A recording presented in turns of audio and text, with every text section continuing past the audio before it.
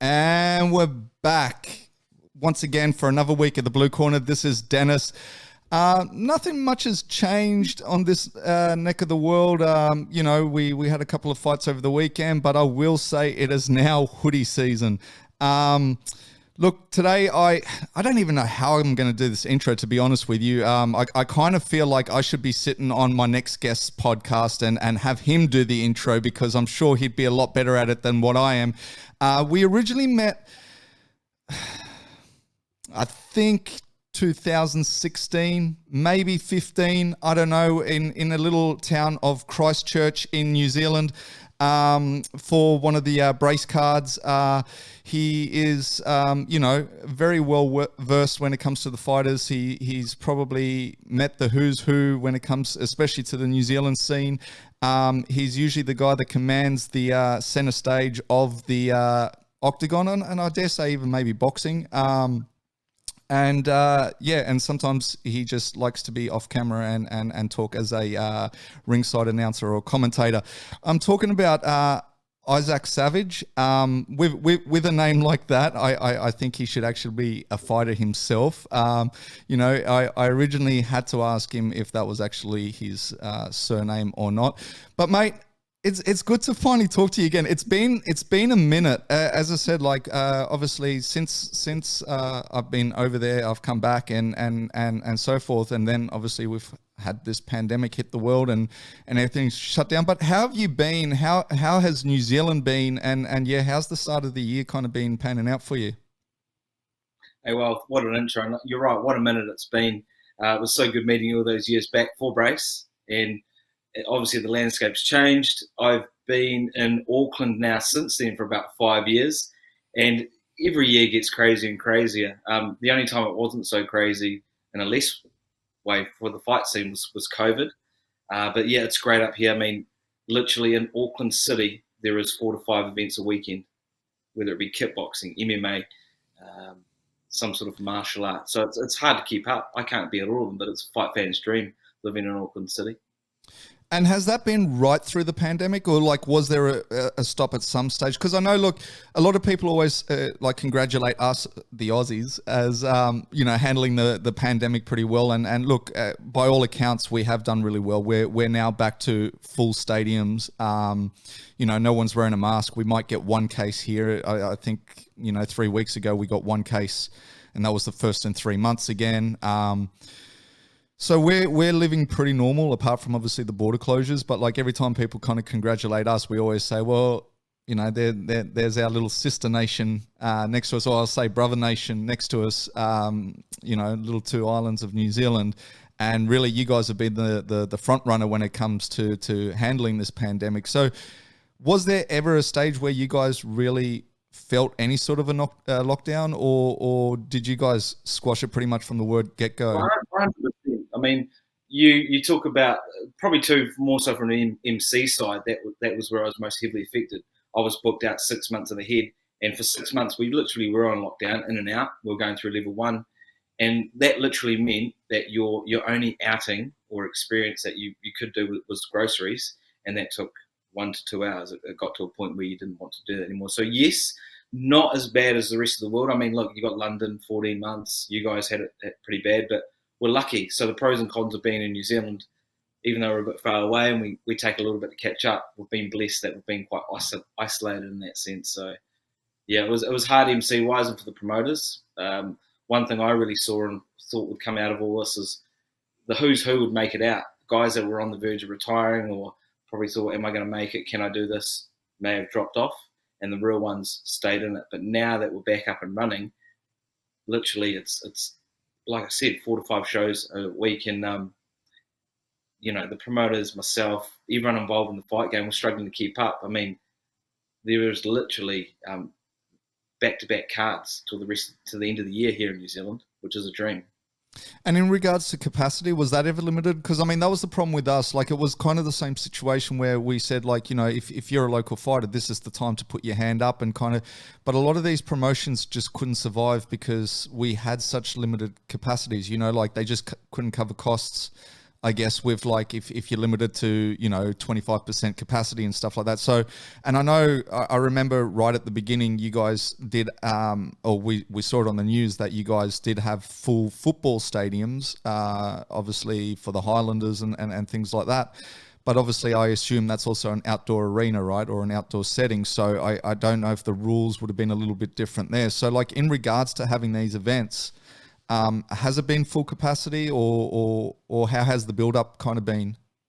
It has, but it was very good. So I was living like weekend to weekend with promoters to say, if we were going to reach the not threshold, but if it was going to go to level 1 or 2, which meant 100 or 1,000, and anyone that knows a little bit about promoters, bums on seats is what makes promoters happy.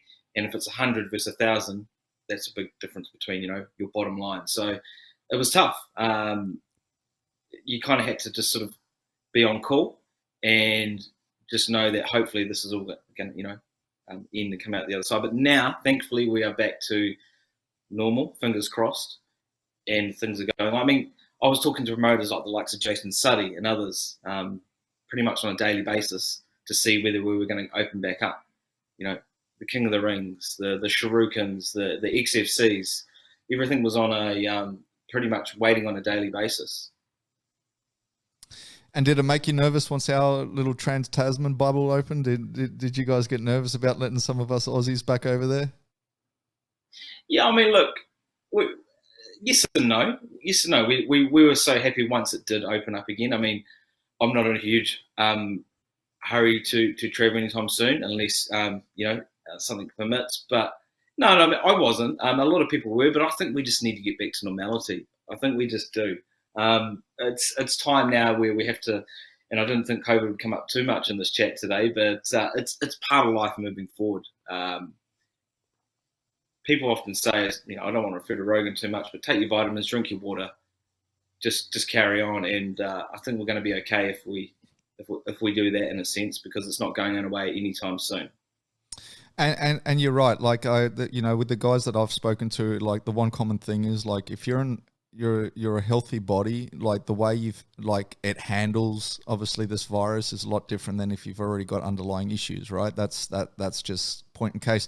But look, we will move on from the COVID discussion, but I mean it is one of those things that I guess it's always interesting to see how other nations are kind of handling it. I will just ask you though now, what is the kind of plan moving forward? Because I mean the last thing that we've now got in the news here is that I don't know, are the people over there very keen to kind of take up the vaccine? Because here there's been a little bit of a pushback, right? And so the original plan was, if we get vaccinated quick enough, we'll open the international borders. And and I think a lot of Australians have just gone, we'll just stay in Australia, right? Like we don't care. So like a lot of the people here have actually turned around and said we don't want to get vaccinated. We kind of will wait on the sidelines. But now they've kind of even moved it forward to the point where they're like, if you want to travel interstate, you're going to need that same vaccine passport. Now that hasn't been passed yet, but that's kind of the latest over here that they're going to try to force you. So if I want to take a holiday, say in Queensland or go down to Melbourne, potentially I would then also have to have the vaccine. So what are the kind of steps you guys are taking over there? Not as fast as probably what we'd like, and some people are adverse to it. It's not rolling out as quick as what we'd probably want. And actually, I'm going to have to retract on what I said, because I have to go to a wedding in Australia of my sister's, and I've got to visit my nephew, because my sister lives in Ballarat, soon to move to Horsham, just further away from that. So, look, if you're asking me personally, would I take it? Probably, if it meant that I had to travel or go to concerts, etc., whatever it may be. Look, there's still other people out there that won't. I guess it's going to become part of life, and I just hope that the side effects aren't too drastic. It's a hard one. I mean, they're not rolling out as quick as we'd like, but that's the government. Yeah, I mean, it's a hard sell. I guess for over here, it's a hard sell when we only have one case every 3 months. You know what I mean? Like people like, why do we even need to take this but like not realizing then that's all going to change once these borders open. Like once the borders open, then those cases are going to go up again, right? But that's the hard sell, because everyone's kind of looking and going, we don't even have COVID here, so why are we taking this thing, right? Like, it's just non-existent. So it's kind of weird. But I think you mean Hotham is probably where you're gonna where she's, which is also Victoria, Ballarat. But I will have to ask, if you're going to make the journey up, are you going to come up to New South Wales? 100%. I mean, there's so much history there. There's so many great gyms. I'd love to come in, like, and it's got such a good scene as well. You know, you got Billy Hussein's, you got so many MMA gyms. Obviously, it would be a great place to just, you know, even check out and gym hop around Sydney and New South Wales area. It's so rich in terms of the fight history. Might even try catch up with what's his name, the guy that does the shoeies. Tai Tuivasa? Yeah, if he's about.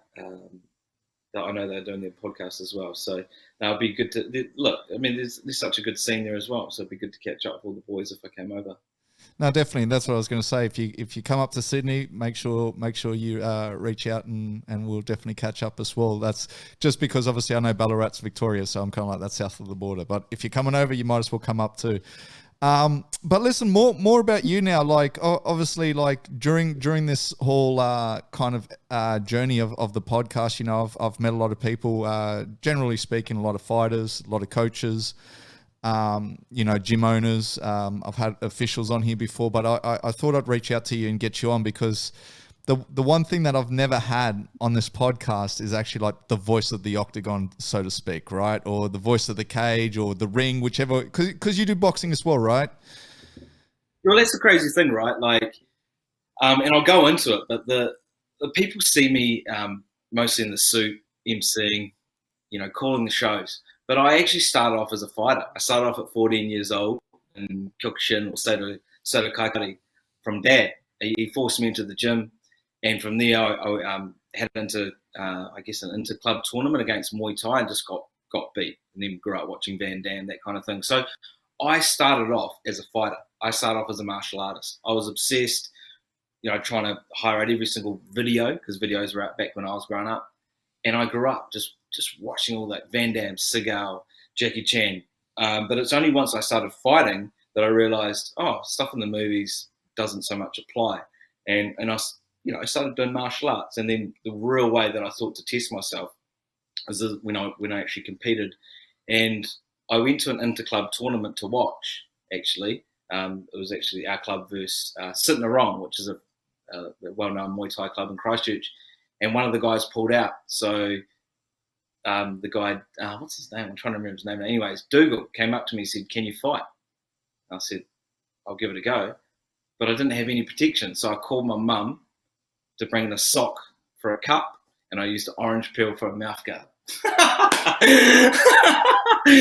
And I rocked in and had a fight against an older guy, way older. I think that's always the case. And I was like 16, thought I was the man, doing fly kicks, spinning heel kicks, all that kind of carrying. He just clinched me up, kneed me, threw me around, kneed me, and kicked me in a way that I've never been kicked, because it was Muay Thai style.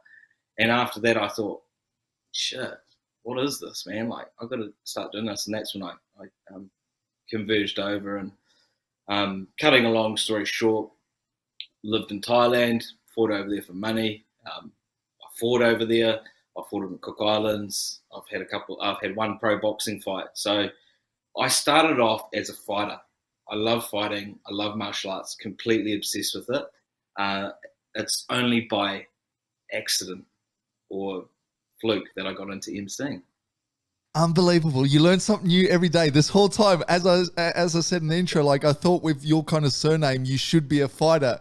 And this whole time, I've never known you as a fighter. How come you never tell me that? It's not something I go around saying, because as I was growing up and when I was doing it, I wanted to be the champ. Like, some of the guys I fought have gone on to win titles. Willie Rewire was a guy from Tokoroa that went on to have 30-odd fights and win the New Zealand title. And it's not something I don't mention a lot, because I didn't excel as far as I wanted to, but I trained with some of the champs and came from a gym in Palmerston North with what's his name, Stu Chambers, Fight Shop. And it was just, that's the way I started off. I just wanted to be a champ, and I had that. I mean, the first night I started at Fight gym in Palmerston North when I was 20, I rocked in and a dude's tooth flew out. like past my head, and well, probably a bit of exaggeration, but it flew out. And yeah, I mean, I was just like, whoa, this is crazy. But then I just went from there, and it's not something. I just don't. If people know me, then it will come up. I'm not like a vegan that's going to come up and yell, I'm a vegan, my name's Isaac Savage. So like, I want it to come up organically. And that's been the craziest thing about emceeing, and even when I train at gyms, because they'll see me rock in and then I'll hit the pads, and I'm nowhere near a pro, but I can whack the pads all right, and they think, what? This guy's the MC, but this is the guy in the suit. I started off as a fighter, man. I still spar, nowhere near to the level I could back in the day, and I love it. I still do, but I got into emceeing as a complete fluke, probably because my body was getting beaten up, and I can go into how that happened because it's quite random. And we will get into that, but I will have to ask you though, like when you say back in the day, like what kind of like time frame are we looking at right now? Because when I look at you, like honestly, like I still see, like, I mean, you're youngish, right? Like I'm 35. Okay, yeah. I started training at 14, so that means I've been involved over 30 years. 20 years in this game. If my maths is right. But yeah, so I mean, look, I started competing at 14. I have a lot of my fights from 18 to 20, and then 20. I lived in Thailand. I went over at 20, so I've done 7 to 8 trips in Thailand. I speak a little bit as well, and I lived in Koh Samui for 3 months at 26, and that's when I fought. And I mean, like anything, that's the best way to get a grasp of martial art. Whether, say, for example, you do karate, you go to Japan, rugby, you come to New Zealand. And to really understand a martial art, I feel like you've got to go to the home. And I do have a love for Thailand. I love everything about it, the people, the language. If you've ever met them or, you've been there before, you probably share the same sort of love. But especially too, if you do Muay Thai, it's the place to go. And I've been to gyms all around Thailand, so Bangkok, trained a little bit with Sam A, who's now in 1FC. Went to Pattaya, Fairtex. Some of the fighters you'll know out of there, very famous gym. Phuket was tough. I trained at Sitsin Penong, where you had to do a 10K run before you even started training, which that ain't fun. But my favourite place is Koh Samui, just because there's a beach and you can still have good training. They have really good gyms and a good sort of mix of Muay Thai and relaxation. And when you say you went over there, like, was it just for extended trips, or you actually set yourself up over there? Like, you actually lived over there? I was only over there for about 2 months. Not as long as some, but it was still a good enough time. Yeah, about 2.5 months. And I lived at the gym for a month, and that was a real eye opener. Because you rock over there, and people were like, it's their life. They start fighting at 7 years old. I remember when I first got there was a kid crying, and he was like 10, and he had to fight again, and he had to fight because he had to provide money for his family. And for me, it was like heartbreaking, but it's just their life over there, and it's just what it is. I mean, like I said, I slept in the ring a couple of times, Thai pad as a pillow. I had a room then at some stage, but still a room the size of, I'm just trying to look around now, 5 by 5, real small, and just all you got is a fan. And anyone that's lived in Thailand, lived at a gym, and done it like that knows it's like there's no hot water. It's just basically a big bucket of water which you throw over yourself after training. You're training twice a day. You really get into the mindset of what it takes to be a champ over there. And I gave it a crack, and I loved it. And I think it builds you up for anything else you want to do in life. But what I realized over there is it's like making it in anything in life. It is literally the 1%. At CKB, you've got Israel, and he's rocking around McLaren, and you've got other good fighters there too. But it takes so much dedication and 20 plus years and an X factor as well to make it. I mean, in New Zealand, it's just Dan Hooker and Israel who've really made it to the top of the top, and everyone else is obviously climbing to get there. But it's going to be a small percentage that make it.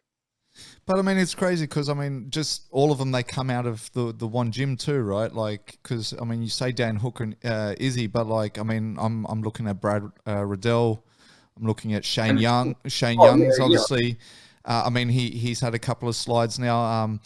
Also, I know one of our guys, and we'll debate this a little later about, you know, us claiming your guys and your guys claiming us guys, and you know, it's all the same. It's all in a bit of fun.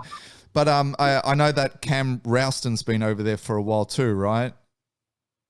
yeah, man, he's a good dude too, man. He fought on a Shuriken card, which is probably it's the card in New Zealand that it's like XFC. So many champs have been made on it. Israel fought on it. JJ Wilson, who's now probably going to get a Bellator shot. Carlos Olberg fought on it. Carlos Hicks. So many great fighters have fought on Shuriken, and I saw Cam fight on that, beating a guy from King's Academy MMA, and he's very good. He's talented. But that's the thing. At CKB, right, you rock in and everyone's there. The Junior Fars, the Shane Youngs, the Riddells. And I said to my cousin the other day, actually, sometimes I'm pinching myself because I'm in there. But then when you go in there, they're not walking around like, hey, I'm this. It's a fight gym. It smells like a fight gym. Everyone acts like a fight gym. And if I'm honest, I actually avoided CKB for a while. Not because I didn't want to train there, but because I work in media, I didn't want to seem like I'm like I don't want to say spy, but I didn't want to seem like I was going there just to be like a fanboy. I trained at City Liga, and I still love those boys as well. They're such a wicked gym. Lolo, Himuli, Sifi Philip Lamb. It's got rich historical roots. You know, Shane Choppers, Tony Angelo, Richie Hardcore. I love that gym, but I love CKB too, and I'm there to train. I'm not there to get the inside word, and that's probably why I didn't go there for so long, because I just didn't want it to seem like that. But when you go there, it's a gym, man. It's a fight gym, and everyone's there to get better and make it. But it also must help you in your job, right? Just to know these guys on a personal level as well, right? Yeah, 100%. I mean, look, I MC and I commentate, and I even do the odd podcast, and it does help in that sense. And we write articles, obviously, too, on NZ Fighter, so it does help in that sense. But if we go right back, I started all this as a fighter, and I am a fan sometimes. I mean, mate, sometimes I love nothing more than watching the UFC with a couple of mates here on a Sunday, not working, just enjoying the fights for how they are. Because literally every single weekend I am working, whether it be on the mic in the ring, or commentating, or even writing, or being involved in some vicinity. So yeah, it does help, 100%. That's quite a long-winded answer to it, but yeah, it does help being there. And I've realised in the last 4 weeks, maybe I should have come here soon. But you know, timing's everything, right? And when they're preparing for a fight, like, do you actually get amongst the sparring days as well, or you let them do their thing there and sort of watch from afar? Good question, man. Because I've only come back like 6 weeks, I spoke to Eugene, and I was, just being a fighter, having a few fights, I thought, yeah, let's go. So I said to Eugene, do I have to do anything to come to sparring? He said, have you fought? I was like, yeah. He didn't even know himself, right? I didn't tell him. And yeah, I told him that I fought Nort Bochet, who is a pro boxer, but it didn't last very long. It was a very hard night in the office for me. He's like, oh, okay, yeah, sweet. Come in, no worries. And I don't want to compare myself to Tony Ferguson, but in terms of like my mind was there, but the body wasn't. So my mind's there. I can hang in there mind-wise, but I probably hadn't trained long enough to be probably quite as tough as I wanted to be. And I went in, and then I had to have a couple of weeks off because I did some sort of damage, which, you know, it's as a former fighter, we used to say, if you get hit, it's your fault. You can never, if you get cracked hard, it's not their fault. They're doing what they're trained to do. So yes, I do spar, but I'm not. There's advanced sparring, and there's like just normal sparring, and I got hurt in the normal sparring. So I will, once I train more, jump in with them at some stage. But then it's about knowing your levels, and that's what I learned in Thailand too. I was getting beaten at times by 16-year-old boys that had 200 fights. So Yeah, I will go in, but I'll do a lot more training first before I go in with some of those guys, and they're good about it too. They wouldn't just throw in a Izzy against some newbie that jumped in off the street, because it doesn't make sense. It's not good for the newbie, and it's not good for Izzy. It just doesn't make But sense does at all. Izzy get some solid rounds over there? Because, I mean, look, at the end of the day, and as we said, there's a whole staple of good fighters in that gym. But when you look at, like, Izzy, like, you put him up there with, say, your John Jones, in the sense of that he's that class above a little bit, but he's also that rangy fighter. And I could just imagine being in a gym with him and, like, no one being able to deal with that, right? Like he's got the I guess what you would call the it factor, and it's one of those things like, is there enough people in that gym that test him, or is it something that they have to bring people in from the outside? It's a really good point, and that's the thing. You rock into CKB, right? And there's literally, I don't want to try to exaggerate, but there's probably 20 signed pro champ, 20 plus fighters there that have either won a belt in Shuriken, XFC, kickboxing champs, boxing champs. I mean, Junior Far, you've got, that's the thing. No, he's definitely not short on sparring partners whatsoever. And, the guys, I don't know if you've ever seen an old sparring footage video of Hooker and Izzy. They go good. I mean, Brad Riddell does good rounds, and he definitely gets rounds in. He is obviously, world champ, but he is a world champ because of the people he trains around. They do other things as well, like Spider, and they wrestle and they do jiu-jitsu. So if anything, he's got plenty from what I can see.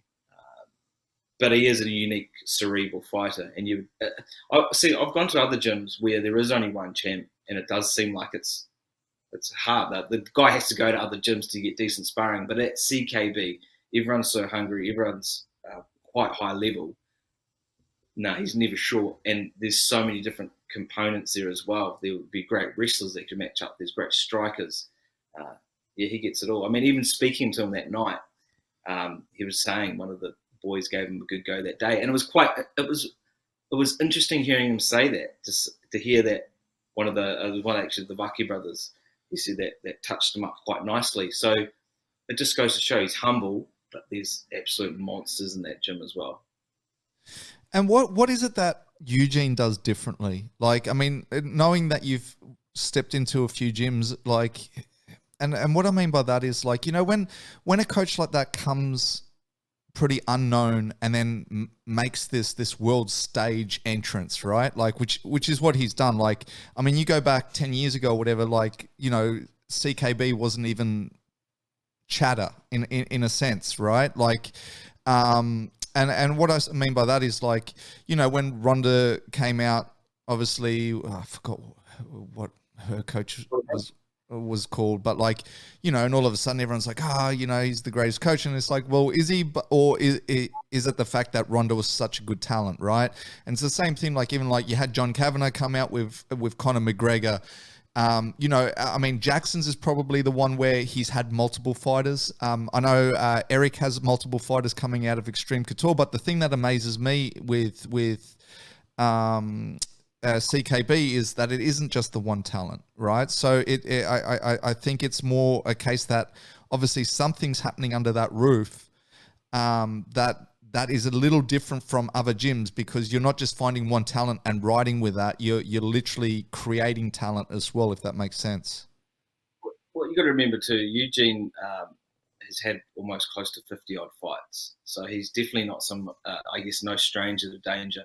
And if I go back to Lolo Humuli, Sifu Philip Lamb, who came here like 46 years ago, and then went on to train Lolo Humuli, who went on to train the Ray Sifu, the Ronnie Sifu, Neil Walker, John Conway's, and then Eugene was part of that movement as well.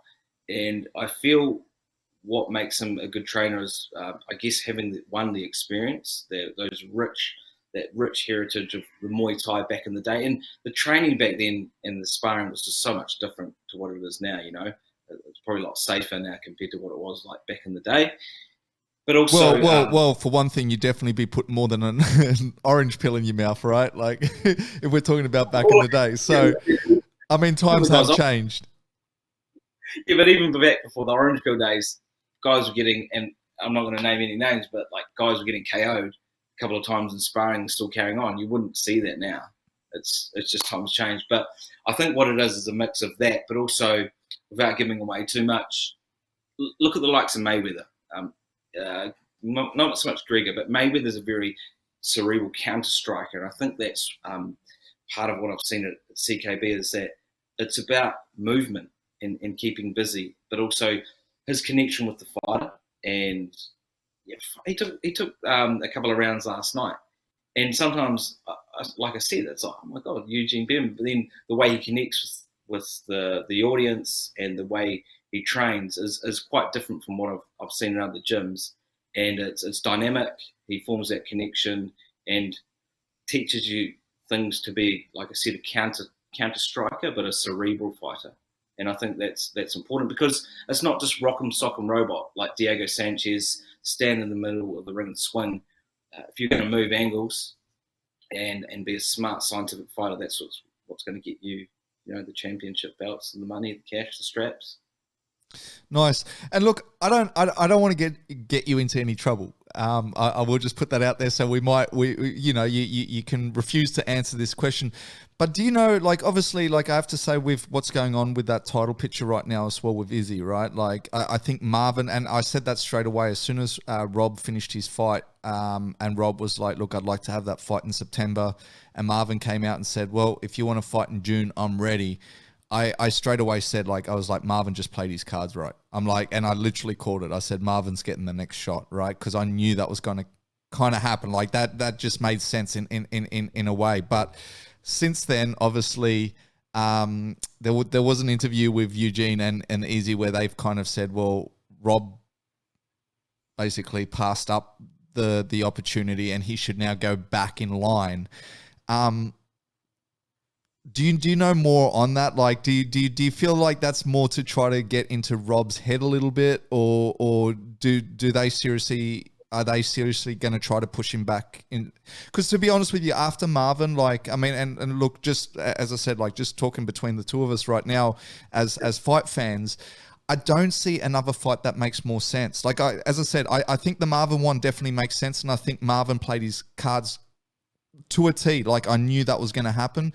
But like when I look at the rest of that division, like what's after Marvin? And this is also, I guess, judging that Izzy will beat Marvin, which personally I think will happen. That's where I'd put my money if I was to place a bet. But yeah, like I kind of look at it because I know like coming back up that road, it was kind of like, well, if Darren Till beats Rob, Till's getting a shot and Rob beats him. Then it was Cannonier. If Cannonier beats Rob, Cannonier's getting a shot, and then obviously Rob beat him. And I'm just looking at that division. I'm kind of like, well, Rob's kind of cleaned out that division again, so why would he go to the back of the line? So is it more a strategic, as I said, get under the skin kind of moment, or you think there's a little more to it? I think, well, first of all, I don't know 100% about the details of that, but I just want to go back to Vittori and Izzy. If we look at Izzy's career after Marvin, he obviously steamed for a few people. Marvin gave him the toughest fight. If not, I wouldn't say almost beat him, but probably maybe for one round.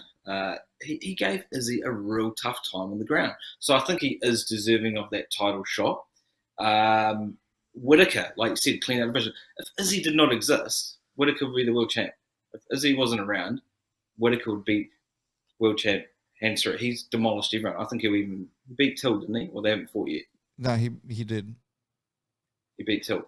Now, I don't know much about the details of how that transpired, but I feel 9 times out of 10, and I love Whittaker, man. He's the man. Mozzie, Mozzie Oldie, Mozzie, Moldy Aussie. I feel if they fight 9 times out of 10, Izzy will maybe potentially always has his number just because of the way he strikes, the way Whittaker comes forward. I think right now it just makes more sense for Vittori because of the heat, how crazy he is, maybe buys, pay-per-views, etc. After that, yes, Whittaker, but it was so quick with that last fight with Whittaker and Izzy. What's going to be that different? I'm not sure. Like I said, if they fight 9 times out of 10, I feel Izzy always has his number. Dylan, Izzy would be a great fight. And hopefully Izzy beats Vettori, then what? They're going to line up Whittaker again, but I don't see too much changing. See, and I guess that's where I'll disagree with you a little bit on two things. Marvin gave him a hard fight in the sense I think it was a split decision. Yes. Right. I still think the hardest fight that Izzy has had was against Calvin. I thought that was a brutal fight. That's the one where Izzy obviously famously is like, I'm ready to die. Like when he looks at Calvin in that 5th round, he goes, I'm ready to die for this, right? So I believe that was the hardest fight. And I also feel like, look, and it's all like hypotheticals, but I also feel like the time that Izzy fought Rob, I mean, he single-handedly beat Rob. Like there's no denying that, but I also feel like that was the worst we've ever seen Rob. And was it a case of that Izzy made him look that bad? Or was it that something wasn't right? Because when, for instance, as I say, you look at, and you can never do MMA math, we all know that, but when you look at, for instance, how tough a fight Kelvin was, and then when you see what Rob just did to Kelvin a month back, you know, like, so either Rob's gotten a lot better, Kelvin's got a lot worse, I don't know, but like, and also, as I said, styles make fights, so maybe Izzy does have his number. But I just feel like that would be the fight to make in the sense of even like pay-per-view, even like, and look, what Rob was saying is hopefully the borders are open and they can bring the UFC back to even New Zealand or Australia, and you do that fight, it would be massive. It would literally be massive. So that's, I guess, my only dispute there. And with the Marvin thing is, look, and I'll be the first one to admit it, like at the very beginning, I guess, you know, Izzy being the kickboxer, we all saw that maybe his wrestling wasn't up to par at that stage, right? And I feel like that's where Vettori had his success. In that 3rd round, he was able to take Izzy down. And then obviously they went, all right, let's match Izzy up with wrestlers. That's when they started giving him Brad Tavares and people who legitimately are wrestlers, right? But I feel like, and this is the scary thing when it comes to Izzy, I always say, like, he's still getting better.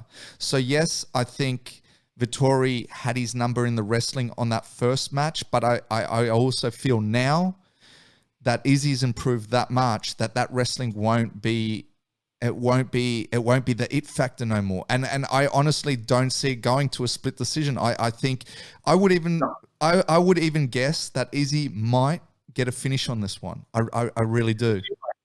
Really good point. He's evolving every single time. And look, so much has changed since then. And we'll see, obviously, the proof will be in the pudding when Vettori and then fight in, I guess, 3 weeks' time almost, or 4 weeks.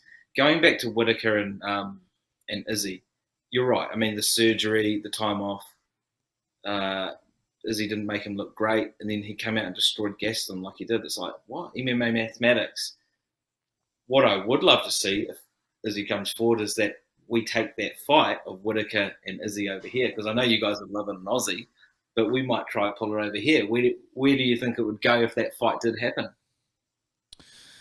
Well, I guess it just depends on the border closures. Like at the end of the day, that's what it kind of like. If Australia was like, yeah, we're open to the idea of having the UFC come and having a full capacity crowd, and say New Zealand is still tighter on their borders, then obviously it would happen here. You know, but like, I mean, if say like all the conditions are the same, yeah, it'd be cool to have it over in New Zealand. I really think it would be. And I think wherever we hold it, you'll have Australians flying, especially with the Trans-Tasman bubble right now, you would have Australians fly to New Zealand, or you would have Kiwis fly to Australia, whichever way. But I think it's a massive fight, right? And I don't know. I just think it's the fight to make. And as I said, it wasn't like they were like, look, Marvin's getting the first shot. The thing that kind of like took me back a little bit was that they were like, he's got to go to the back of the line. And I was kind of like, but he just went to the back of the line and he's just beat all these guys again to get back up to the top. And now that he didn't take this fight in June, and you know, Rob had excuses, the quarantine, the hand was injured, for whatever. He had multiple reasons why he didn't want to take it in June. But then they've turned around and said, well, that was his opportunity. If he doesn't want to take it, he's back to the back of the line. And it's like, well, what? So he's got to beat Till, Cannonier, Kelvin again. Like he's just cleaned out that division. So like, where are we going? I hear what you're saying, but I think it's not unknown that the UFC at times use bullyish tactics, and I think that's how Conor got to where he was, by just taking every opportunity. Hey, do you want this? Yeah, boom, boom, and he took it. And unfortunately, they probably put things on the table like they did in the situation, and Rob didn't take it for obviously legitimate reasons. And then next in line was Vettori, and I think the way Vettori's, he's been pretty wild on the mic lately. He's probably getting a lot of Twitter views. All that. As I said, he played his cards right. As soon as he heard Rob go, I won't be ready till September, that very, like, within 5 minutes, there's a soundbite of him going, well, I'm ready in June. You want to fight in June? Let's go. And I was like, he's going to get it. I have to say, Vettori played it smart. Well, he'll just have to back it up when it comes to it. And, hey, anything can happen in MMA. Anything can happen. Stay out of the way of those strikes or take them down. I mean, we saw that in the weekend. Chandler and Oliveira. Well, surviving that first round. Unbelievable. And who do you think is going to be on that fight? Who do you think is going to be Oliveira's first title defense? Oh, good question. Look, thinking of the top five, I'm racking my brains. For that one. I mean, I'm going to have to flip that one back on you. I can't call right now. Right. I mean, the only ones that I kind of see making sense is you got Justin Gaethje, and you got the winner of Conor or Dustin. Which, if you're going to ask me, I think Dustin's got Conor's number there too. So I honestly think it'll be Dustin next. But as I say, like, where does Gaethje fit in all of this? It's Gaethje's one of the fighters. He's being like a walk forward fighter. I wasn't one of these cerebral move angles, Mayweather. I just walk forward, take a couple to get some. I love the way Justin Gaethje fights. He's risk it for the biscuit, right? He'll put it all in, puts the scores on doors, and he's exciting. Whether that's good for his noggin or not, hey, it makes for entertainment. So love to see it. But jeez, man, like Oliveira showed that he can take a hit, and Chandler is one powerful unit. I think a lot of people thought Bellator isn't as good as what it is, and it's a great organisation. There's some absolute monsters on it, and Chandler's proven that in a sense. Speaking of which, Bellator this weekend, we got Janae Harding fighting. She obviously has been a past guest of mine, but she's also got the New Zealand heritage, right? So I know she resides here, she trains, and I guess she carries both flags, but I'm just wondering, like, how big is her following in NZ? Do you know? So we caught up when she was here. I think it was a year or two, obviously before COVID. And we were chatting and laugh, and she was doing a bit of a stint here at CKB because she's also got family just outside of Auckland, and she certainly does. She does have a following. It's probably not as big as what it is in Australia, because that's where she's based, and probably got more fan base.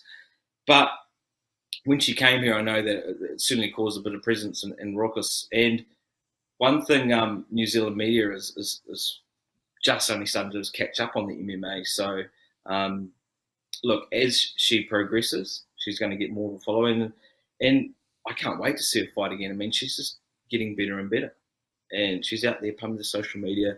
She's a good fighter. I can't wait to see what she can do, just like a couple of others. She got a good following over there as well. Everyone pretty much knows of her in the AU. Yeah. So over here, she's got a pretty, and that's what I'm saying. Like over here, both her and Arlene have got really good followings. Obviously, both Bellator fighters. And yeah, but obviously Arlene's not a Kiwi, so that's why I was asking with the Janae Harding, just to see if she's got that backing from New Zealand. She was on TV over here too, on a few major television stations. But I think what people are struggling to understand is that MMA still isn't mainstream. You got cricket, you got basketball, you got soccer. if I told someone I met up with Janae Harding, she's on Bellator, most people wouldn't know. But if you're an MMA fan, you know how big Bellator is, ONE FC, PFL. It's huge to even make the I guess to be signed to one of those organisations is massive, and we're only just catching up. And it's probably the same in Australia as well. That mainstream media follow what gets the eyeballs, so they'll follow the Gregors, the Volkanovskis, the more so household names. I think a good acid test of if someone's famous is asking your mum and dad who an MMA fighter is. My mum knows who Ronda Rousey is. She knows who Conor McGregor is. Outside of that, she doesn't know. And it's almost the same with New Zealand media, maybe AU media. They only follow, I guess, the cream. But whereas guys like you and us, we're doing that grassroots stuff. See, which is crazy, because I would say you're ahead of us. Like, I really don't find that the media over here follow any of our fighters at all. Like, you might get Alex like guest host like a Fox Sports something, but like even like when Alex say won the title, it didn't show up on the news. Like, there's nothing on the news about it. Like, so we're real far behind when it comes to Main Street stuff. Like, literally, like, same thing. You'll get Jamie Malarkey sometimes. Like, as I say, he'll sit on a panel on some Fox Sports show. But yeah, when it comes to like mainstream, like your Channel 7, Channel 10, nah, they're not getting anything. Like, anything. That's so crazy, because I reckon, right, if I saw Volkanovski in the street, like, you know, but a lot of people may not recognise him, and it's just the way MMA is. Boxing gets more recognition, just obviously it gets more coverage, and we're starting to see a little bit more of an emergence. But we often too do our best to update the mainstream media. I appear on Fight Club, which is via MediaWorks in the Central City, and that's more talking about the grassroots, because we met the guys like the JJs, the Izzies. I met Izzy when he wasn't a UFC champ, and people didn't know who he was, and now he's famous. And there's many more that I've met that probably will be world champs too. So it's good to cover stuff from the grassroots. I have to ask you though, once again, and we'll finish with Izzy, but like when you met him before he was a world champion, do you remember that first encounter? And did you already back then get a sense of something bigger, if that makes sense? Like, you know, sometimes when you walk into a room and you meet someone and they have that presence and you're like, you know what? I don't know what it is, but this person's going to be special one day. Did you have that, or was that non-existent back then? See, and I'm not going to say that me and him are like mates and whatnot. I mean, he knows me, I know him. We don't go for coffee or anything. But when I did meet him, he does call me Savage, so I guess someone remembers me to a certain extent. And that's what makes it easier too when I interview him, because we've known each other for a wee while, but on that acquaintance type level. Mate, the thing about Izzy, he's a media darling. He's great on the mic. He's a good salesperson. He's kind of cracked the game in that sense. And I don't even think he's trying to do it. He's just being him. When I first met him, it was, I think he'd just come back from China, because he had so many fights over there. He was fighting like every 3 weeks, 12 fights a year. And people say people that have 4 fights a year in the UFC are busy. He was having 12. And he's got an energy, man. There's something about it. You're right. Sometimes you almost, I had a thought that he was destined for success. And when he finally made UFC, when he got the contract, I thought, you know, it's been a long time coming. Some people get there earlier than what he did. But just rewinding again, every time he gets on the mic or he does something, he's just built for it. And I did feel that. I feel that's what's created to his success. Is he's got all these components that make him the star he is. And you would even agree too. He is funny on the mic. Some of the things he's said over the years, it's built him more and more. And that's the fight game. Sometimes you've got to seize those opportunities. I mean, what did he say that time? He did the dog walk, and he says certain things in the media press conferences, and that's what gets him ahead. And yeah, I did think he was going to be something. No, and I will agree with that. And the one thing I always say, which is important, is, and Conor McGregor did the same thing. Like, they were good on the mic, but they were authentic, right?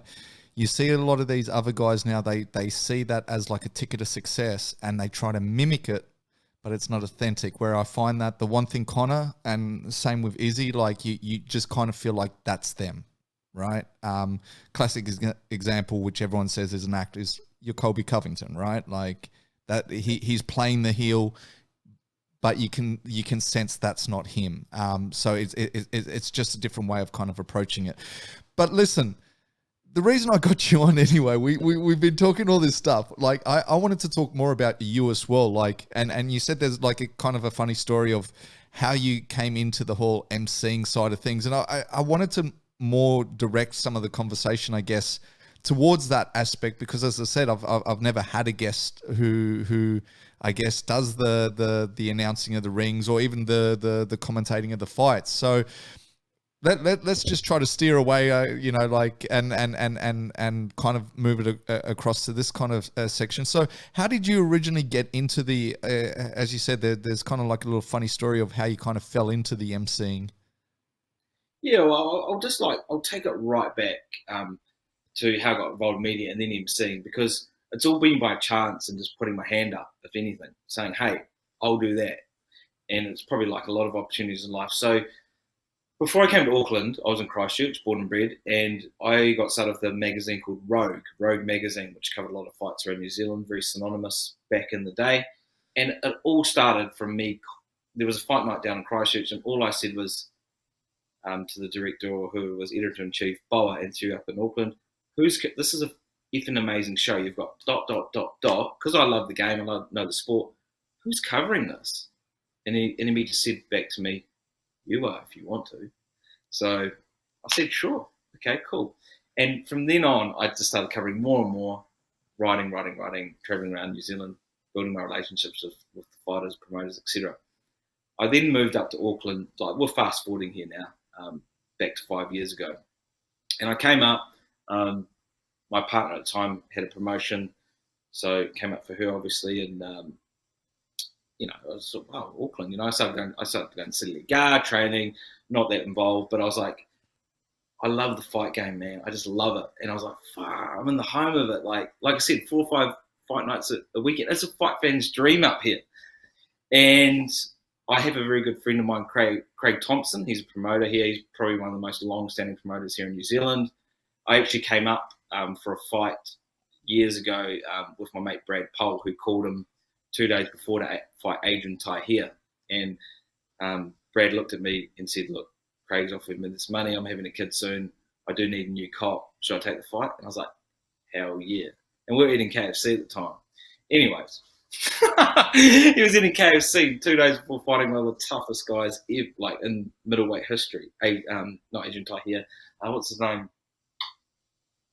Adrian Tahir is a really good fighter. But anyways, going back to that, I started training more, getting involved, going a few boxing fight nights, and I got a call one night when I was having a couple of beers with some mates, and it was Craig Thompson. And he said, well, what are you doing tomorrow? And I said, just relaxing. Right, mate. She goes, do you want to MC my show? I was like, MC it? And I'd had a couple of beers. So I was like, hell yeah. Liquid courage. And then, yeah, but I just didn't know what, I was like, oh shit, what have I signed up for? What am I doing? Because I'm not, I guess my dad's a singer, my stepdad's a singer, so I've always been surrounded by it, but singing and MCing is quite different. So he hung up the phone and said, yeah, cool, be here at blah, blah. And instantly I thought, shit, what have I done? I've signed up for this. So I started YouTubing MCs like Len Hart, I hope I'm saying her name right. She does all the Pride MC back in the day, that lady that screamed, that. I started looking up Bruce Buffer, Michael Buffer. I started just Googling and YouTubing MCing because I didn't know what the hell I was doing. And anyways, I did what I could. And I rocked up in the night, nervous as hell, right? Nervous as hell. I sculled back a beer, had the names down on the list. And then I just thought, shit, this is your night. Own it. Who gives a fuck if you're scared? Just do it. And I went out and pretended I was the man for 2 or 3 hours and finished. And I got paid, I think, $20. And I walked off and I thought, wow, that was such an amazing feeling. Like, I've got to do more of this. Why haven't I been doing this whole time? And I guess, I don't know how many shows I would have done now, maybe 100 plus. I still get nervous to this day. There's highs, there's lows. I mean, you can ask me about the pros and cons. I still love it to this day. Every time I finish a gig, I feel like I've just jumped off a roller coaster, and it takes a couple of hours to calm down, but I love it, and I just fell into it.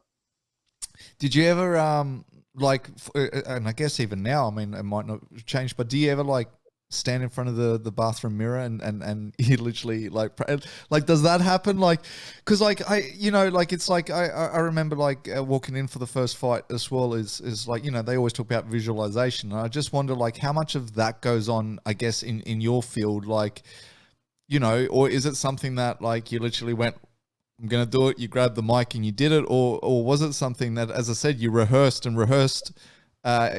yourself? I don't know. Like, I'm bad when it comes to public speaking. Like, you should have seen like me pack it when I had to give like a speech at my best mate's wedding because I was the best man, right? And literally for weeks on end, I would like pace up and down the veranda, like literally practicing this speech. And at the end of the day, that's just in front of a room full of family and friends. And it's like one speech and we're done, like, so I just wonder, like we've been, cause as well with the podcast, like one of my biggest fears, and I guess this is even harder for you, is the pronunciation of names. That is my biggest fear. Like, you just don't, because you look, at the end of the day, everything that I do, I try to keep it respectful, but sometimes there is some tongue twisters in there that you're just like, man, I'm just going to cork up your name. I really am. And to me, that is a fear, because the last thing you want to do, and I mean, as I say, I'm doing it here, but like if you're in an arena full of people and you're about to announce this guy and you feel like you don't have his name correctly pronounced, like do you have those moments? 100%. So I'll go back. That's what I think I said to you earlier. That's the hardest thing about emceeing is you can practice, but you can't practice in your house. You can't practice in the mirror because you are really enunciating. You're really bringing out the loudest, or you're not screaming, but you're really enunciating your vocals. So it's hard to practice apart from being in the real moment, or if you hide out a hall or a ring. So no, it's really hard to get that practice. In the car's fine because you're driving, and I do practice a lot in the car, probably like a crazy guy screaming and singing. I've never hired out a hall, but that's the hardest thing. You learn on the job. And mate, we can go into it. I've made some massive cock-ups and I've had some great nights, and I've really learned from those mistakes. And I literally learn Tongan and Samoan when I do the Auckland Champs, because every single name is foreign, and I have to get that pronunciation down. And that's one thing I learned early, is that you'll see Anik, you'll see all the commentators. I've got pages of notes. That's one thing that helps me, is I always go to a weigh-in and I always approach every individual fighter, and I don't even try to say their name. I talk to them and say, hey, Isaac Savage, I'm the MC. I want to do the best job I can for you possible. How do I say your name? And they go, and then they say it. And it's funny because you might think it's even a simple sounding name, but it's pronounced in their way. I know that, and I always get them to pronounce it and write it phonetically how it sounds. And they go, no, it's not spelt like that. I go, no, that's how I say it. And they're like, oh. And they love it and they appreciate it, because there's nothing worse, like you're right, a fighter coming out and then you saying their name wrong. And it's not their name. It's their moment. You want to get it right, and I do my best too, and that's half of it, is prep, but energy as well. So prep before, and then energy on the night. And I have stuffed up names to the point where the mum's cussing me out in the crowd, saying that's not my son's name. I'm coming up to the ring, and hey, that's the one mistake you don't want to make too often. You don't want to be messing with people's mums, So yeah, I've learned the hard way, and I've got so many crazy stories. Like, have you had any bloopers, like, and not so much like messing up guys' names or learning the hard way, but has there ever been any funny moments? And like, I guess even to the point, like, let's forget about names, like whether you totally got their weight wrong, or I don't know, or just something like, has there been moments, or has there been a blooper like on the post-fight interviews where you've just asked something, you're like, I can't believe I just asked that. Like, have those moments ever happened? 100%. I mean, I'll start off with a couple. I mean, there's been moments, right, when I've looked at the card, and every MC will relate to this I'm watching, and I know that it's not the right decision. I absolutely know that, say, for example, it's the red corner is one, but they're telling me to announce the blue corner. And I've even double checked. I've gone, are you sure this is right? I mean, I don't point and I don't allude to anything in my eyes. I just said, I think the other corner's one. Are you sure about this decision? And I said, yes. So I've gone back and read it out. I wouldn't say it's a blooper. It's just one of those moments where you have to be cool, calm, collected. I have been given out the wrong scorecards before and pronounced the wrong winner. I have even pronounced the wrong nickname to winner. So now I hold my hand on the name of the winner. There's just so much going on that I've learned so many things with Hawaii. Funny moments. I think things get funnier the more, I guess, the longer I've been doing it. I like to connect more with the crowd now, talk about things that are topical, whether it be the New Zealand Warriors or something else. Funny, it depends too on the crowd I'm with as well. Certain crowds have more energy, flavour, enthusiasm, and you just feel that on the night. But yeah, there's definitely been a lot of crazy moments. I mean, from, like I said, wrong decisions to brawls to mum was trying to attack me. It's every single weekend is something different, and no show is perfect, and not because no one can organise anything perfect. There's just so many variables going on the night. 18 fights, alcohol. It's always crazy. And I have to ask, like, you actually took one of my questions away from me, which was, have there been moments where you've been given the decision and you've looked and you've gone, nah, this is wrong. Like, this is wrong. So you've kind of answered that. Has it ever crossed your mind to, like, literally go, I ain't even like, no, this is wrong. Like, I'm going to announce the right. Like, I know you can't because you've got to keep professional about it, but has that thought ever crossed your mind where you're like, like it says to you, like, the red corner is one, in your mind, you're like, I'm going to say the blue corner. Like, has that... I get in so much trouble. I mean, look, because I am the face of it. So I get blamed. Like, they get mad with me. And I'm thinking, it's hard, because, like I said, I'm a fighter. I love the game. I'm there to do a job. And then I've read out the decision. And they're like, boo. And it has. But then I'm like, if I do that, I'm not doing my job in a sense. So that's the biggest challenge to is being composed. I mean, I've had... I do my best when I see that. I just called out a draw on the weekend that I thought, oh man, this is going to be bad. The crowd's going to hate it.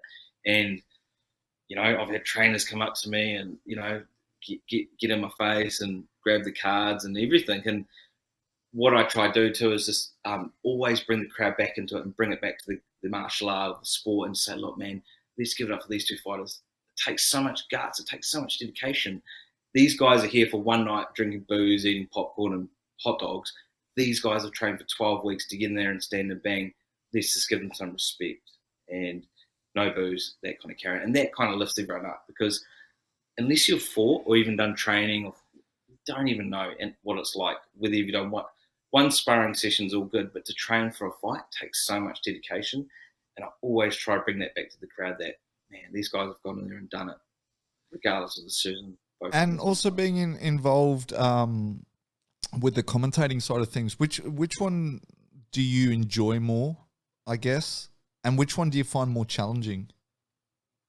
Ooh, to be honest, I'm torn, because I love both. I love the exhilaration, the feeling of when I MC, making sure the show goes well, making sure everything's on point, making sure everyone's having a great night, and making sure that I guess bring out the best in the fight and the call out, so that it's good for them.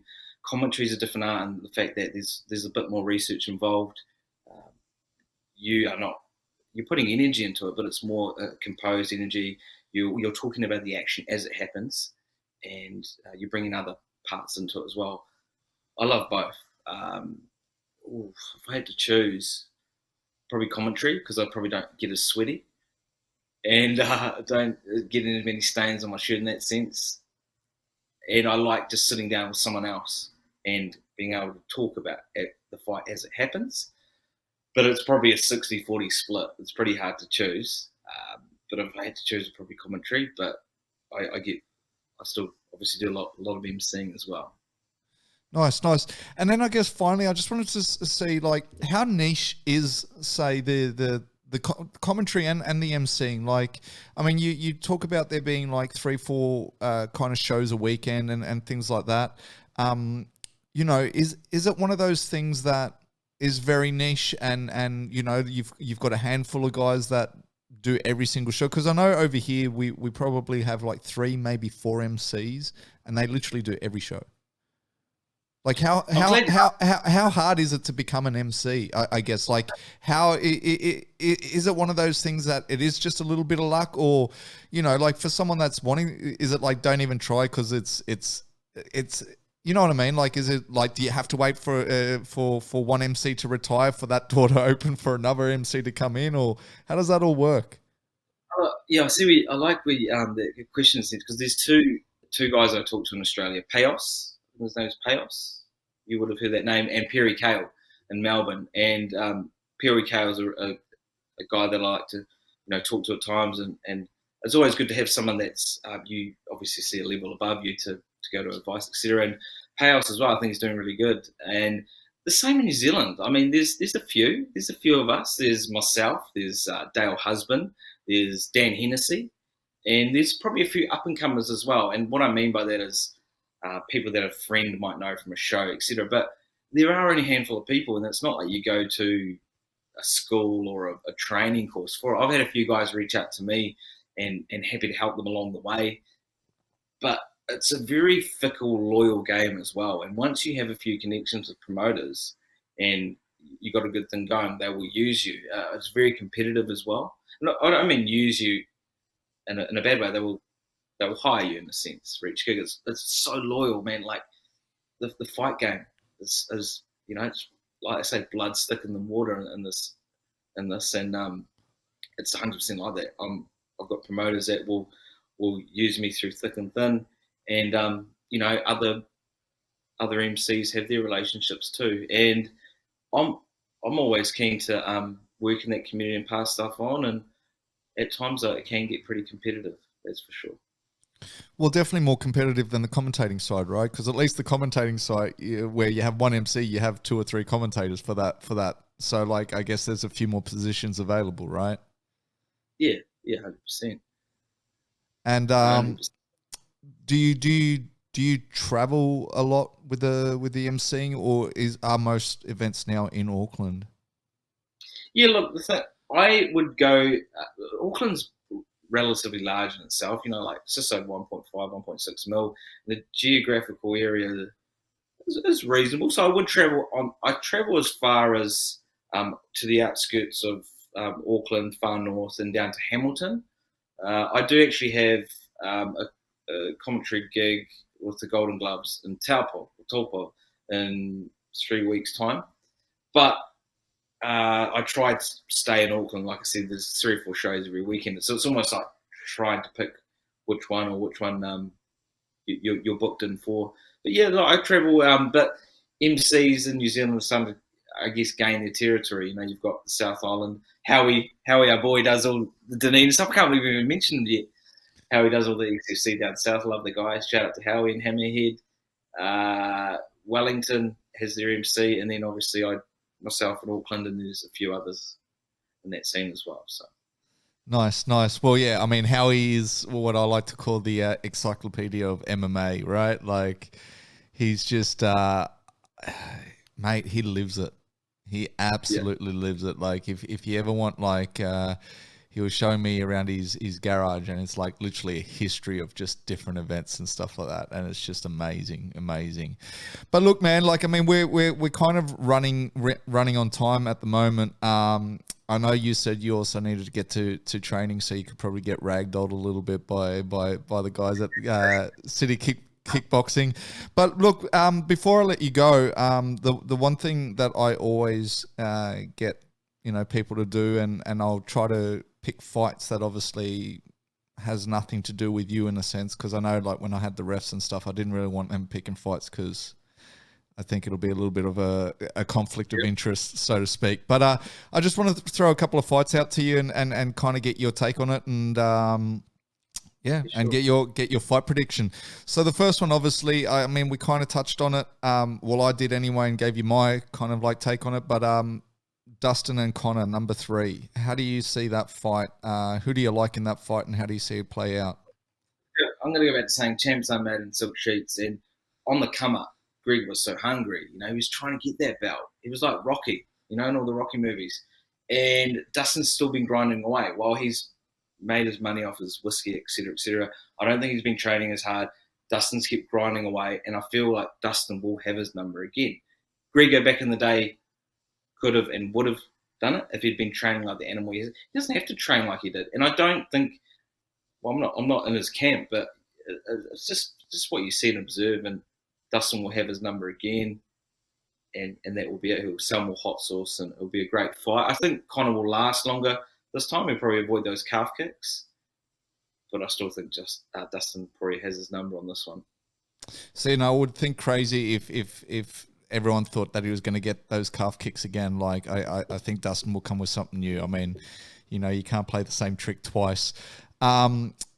Jan, obviously, which you know, Izzy tried to knock over and was unsuccessful. Obviously, I'm sure the weight played a little part in that. But he's now obviously facing Glover Teixeira. Who do you like in that fight? How do you see that one play out? Jeez, you know, I love Jan. He's you would have heard him on a few podcasts, and what a job he did against Izzy. He made Izzy look average, and Izzy's X factor very cerebral. Glover is he's such an old, not old. He's a bit of a warhorse. He's been in it for a while. I'd love to see him come through. I'd love to see him take this. The way he's been looking in previous last fights. My heart would be with Glover, but my head's with Jan on this one. Regardless of Glover being on such a high performance and echelon at this stage, Jan's still got him. His wrestling, his defense, his strength, the way he can absorb shots. I just don't think Glover would have experienced anything like him, and he'll take it to him and get the win. The crazy thing about Glover, I find, is like he's the only fighter in history that his chin has gotten better with age. Yeah. Right? Like, yeah. I mean, literally, like it's gotten better. I don't know what he's doing, if he's like putting steel rods in there or I don't know, but it's gotten better with age. We'll move on though. The comeback of Tough, Alex Volkanovski, Brian Ortega, they're finally doing the coaching thing. And then obviously battling it out towards the end. How do you like that fight? And who do you see taking that one? First of all, I love Tough in the fact that you get to see such a build-up to their personalities. You know, you get to see them over weeks and weeks and weeks, and you get to see actually who they are. You can do these, what's called not fight pass, the build-up to UFCs. You get to see them a snippet.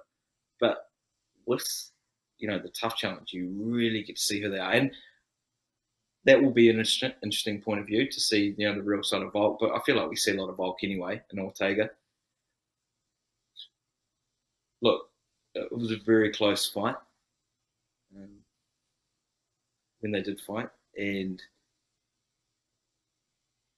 it's a tough one to choose. I mean, Ortega's going to come out with absolute venom, and based on their last performance, Volk's got everything to win and can win, but Ortega might take this one out. He's got a lot riding on it. See, and that's where I'm a little different to you. I think Ortega had a really good showing against Zombie, but I find that Alex and Max Holloway are just that extra level. I just, you know, when you see what Max Holloway did to Ortega, and once again, you can't do the MMA math, but I just think they're at that next kind of step up, right? But we'll see. My heart's with Volk. I have to be with Volk. Come on. I want some more cooking with Volk episodes. So Volk all the way. Who else have we got? We got the comeback of Diaz.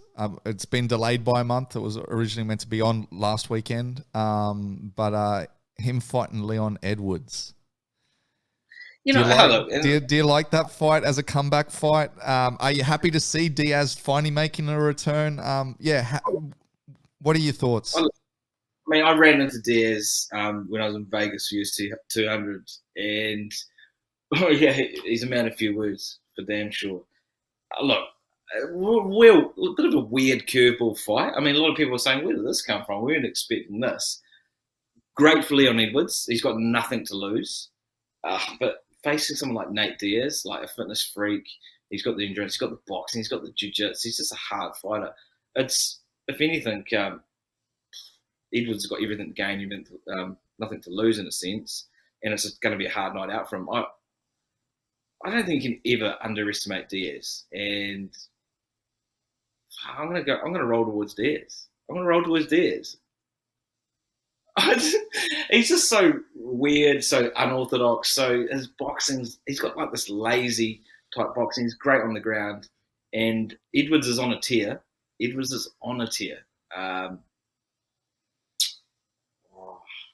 asking me the hard ones tonight. Edwards should and beat Diaz, but once again, it's another head-heart. Heads with Edwards, but my heart's with Diaz on that one. What are your thoughts? Look, I'm the same. I think they're feeding him to the wolves. I think Edwards, look, we didn't see Edwards for 2 years, right? He finally made that comeback, and then we saw one round before the eye poke, and that was it. Did he look good in that one round? He looked good. That's the issue. He did look good, but it was only one round. Look, I was rooting for Tony Ferguson this weekend, right? Like, there's part of me exactly that, where I'm like, same with the Diaz brothers. Like, I'm a Diaz fan. So, yeah, it's one of those things where your mind's saying one thing, the heart's saying the other, but like, who am I going to roll with? Diaz, for sure. We've seen in the past, though, that Diaz has got everything to beat some people, but he just doesn't go as hard as what he should, and he takes a damage and he just loses via points. And if Edward plays smart, I mean, he looked awesome against Bilal, and Bilal is high level. But I think too, and you'll have to agree with me on this, Dennis, there is the difference between being in the top 10, the top 5, and the top 3. And some guys are only good in the top 10. Once they get the top 5, they're not there. And then there's that top 3 as well. And we're going to find out if Leon is in that even top 5. See, the interesting I think about that fight as well is it doesn't matter where it's placed on that card. It's a 5-round fight. Yes. And I think the longer it goes, the worse for Diaz. And because Edwards is going to piece him up.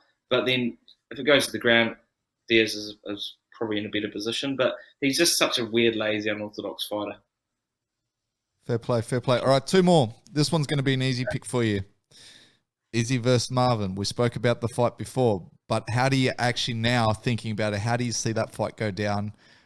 I can pretty much place a bet on who I think you think is going to win, but how does he do it? And in what round, I guess? Ooh. So I'm going to go back to the evolution side. He's now become obviously a high level in jiu-jitsu. He's wrestling a lot. I don't even need to talk about his striking. Round, I'd say, it's not going to go the distance. I'd say either round 2 or 3 and hand strikes. Let's even go a bit pinpoint. Round 2, he'll drop him.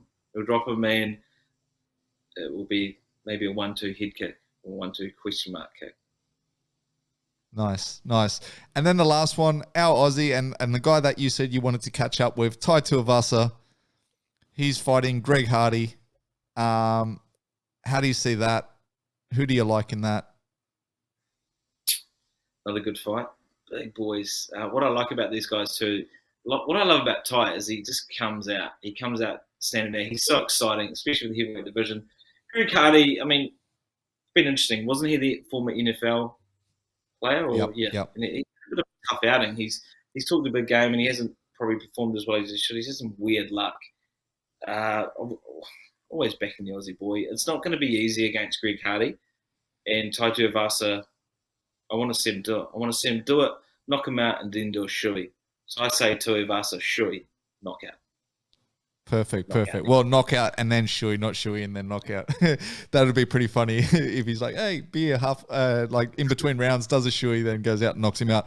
But look, man, it's been an absolute pleasure. How are you sitting in a t-shirt? Just real quick, like we'll finish it off right now. But like, I mean, it's, as I said, like this is the first episode now in the better part of 6 months that I've had to like put on the hoodie.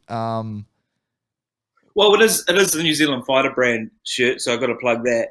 But also, it's about 16, 17, 18 degrees in Auckland. And mate, me being a southerner, and how you will relate to this, I lived there most of my life. Coming up to Auckland's like Hawaii. It's humid, it's warm. It's probably even warmer here than where you are. So 18 degrees, it's not that cold. Because I am a wuss when it comes to the cold, so I wouldn't be wearing this. It's not that cold in Auckland at the moment. Nice. Well, look, man, like that's where we'll kind of finish it off. I mean, for people that want to kind of reach out to you, or you know, whether they got some questions, whether they want to get you on a show, what's the kind of best way for them to kind of reach out to you? Just easy email, just isaac@nzfighter.co.nz. Instagram's just Isaac Savage 2015 was when I started, I think, when I came to Auckland. And even just social media, just look me up on social media, Isaac Savage, and that's just with a one I and one S, and then Savage is actually my real last name. It's on my passport, it's on my birth certificate. It's legit. Well, there you have it, man. I can't thank you enough. As I said, like it's always a pleasure, and like this was long overdue. As I said, we worked together, close to half a decade ago now. You know, and we've been bouncing back and forth, but I really do appreciate the time.